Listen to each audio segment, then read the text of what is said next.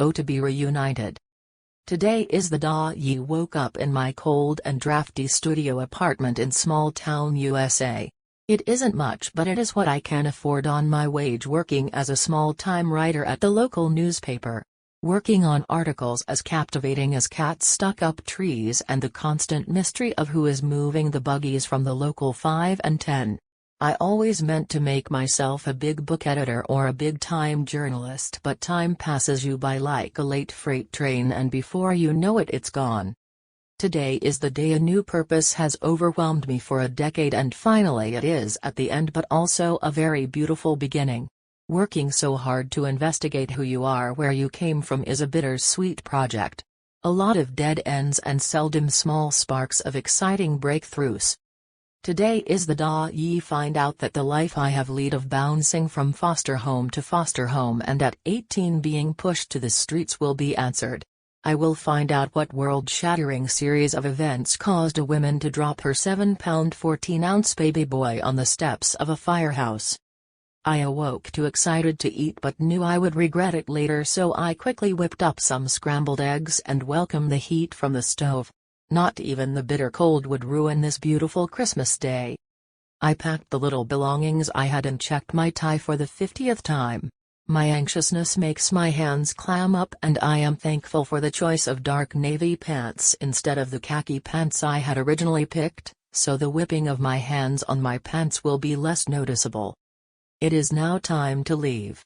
I walk out and lock my front door, stopping to stare at it for a minute, realizing the next time I see this door I will be a completely different man. I walk down the hall and Mrs. Morris is shooing her terrier in the door with her foot so she can shut and lock her door. She looks up at me and smiles and politely says, "Hi Matt, how is your morning?"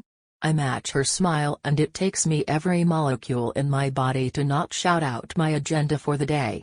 I simply say to her, "Can you watch for any packages? I may be gone a couple of days." She says she will, and Merry Christmas. Walking out the front lobby doors of my apartment and the cold air is biting at my cheeks. I sit at the bus stop for no more than 5 minutes and make my way to the airport. I have brought multiple activities to keep my attention on the 2-hour flight, but I am certain I will not have the attention for such things. I make small talk with a flight attendant about my Christmas vacation, and she gives insight on different attractions she marks as must-sees. I politely say I will have to check those out with no intention of ever seeing these things. I unload off of the plane with one more polite smile and nod to the staff, and my nerves get more and more intense the closer I get to my destination. A man in a limo driver's suit and black hat near the baggage claim is holding a sign that reads "Matt Short," and I smile and nod at him. He smiles back and says, "Bags, sir?" I give him my bag and load into the back of the car. In the black Lincoln Continental, I ask how long the ride is, and he gruffly says about an hour drive. I again am left to my own thoughts of how after this next hour, my life is going to change immensely. I again start to wipe my hands on my pants and pray for some air conditioning. Like he could read the heat coming from my body, the driver politely asked, "A little air, sir?" Very grateful I nod yes. We ride the rest of the way in complete silence. After the longest hour of my life we pull into a long drive that is fenced with large orange trees. I roll the window down to get the sweet smell and warmth of the outside air. At an amazing 70 degrees this place already feels like heaven. We pull into a horseshoe gravel drive at the foot of a massive set of stone steps. Looking up the steps was the most beautiful Victorian-style mansion that looked like it came out of a Lives of the Rich and Famous episode. As I was admiring the home, the front door slowly opened and there stood a woman all of 5'2" and in her mid-60s. Sh. Để được đoàn tụ hôm nay là ngày tôi thức dậy trong căn hộ studio lạnh và dày nhạt của tôi ở thị trấn nhỏ Hoa Kỳ.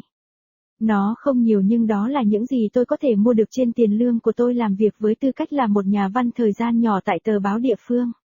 Làm việc trên các bài viết như Quyến rũ như mèo mắc kẹt trên cây và Bí ẩn liên tục của người đang di chuyển lỗi của địa phương 5 và 10.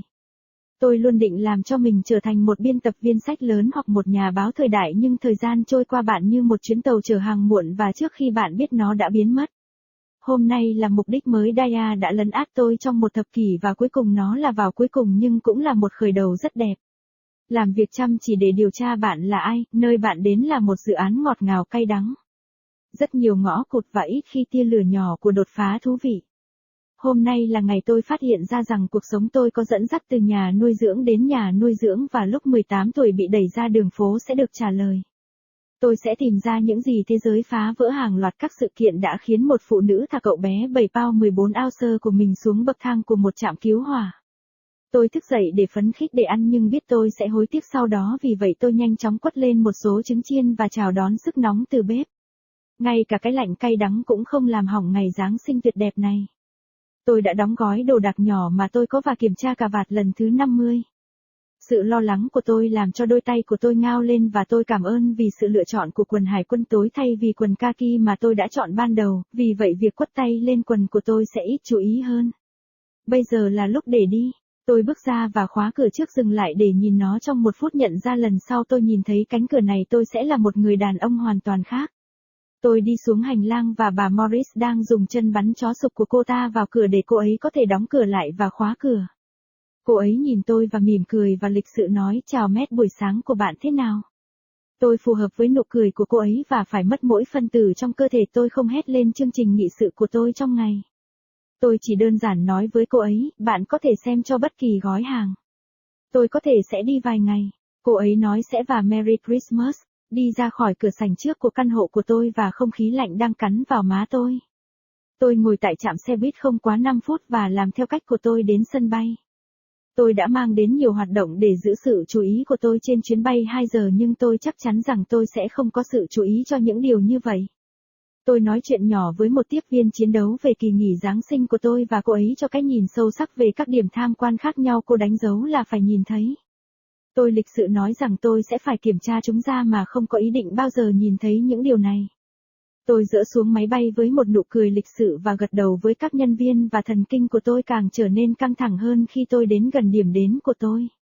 Một người đàn ông mặc bộ đồ tài xế limo và mũ đen gần chỗ nhận hành lý đang cầm một tấm biển ghi Messot và tôi mỉm cười và gật đầu với anh ta. Anh ta mỉm cười và nói túi xếp.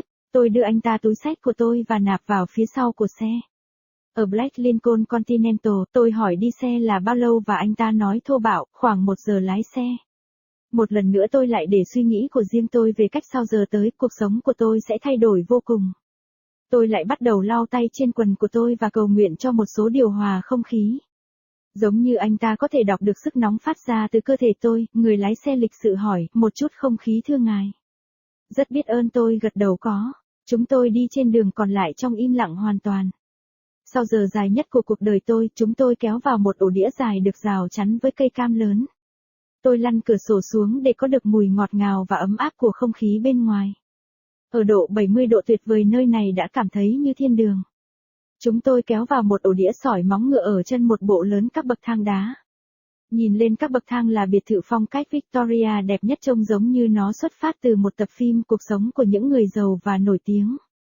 Như tôi đã ngưỡng mộ nhà cửa trước từ từ mở ra và có một phụ nữ tất cả 5 phút 2 và trong 60 giữa cô.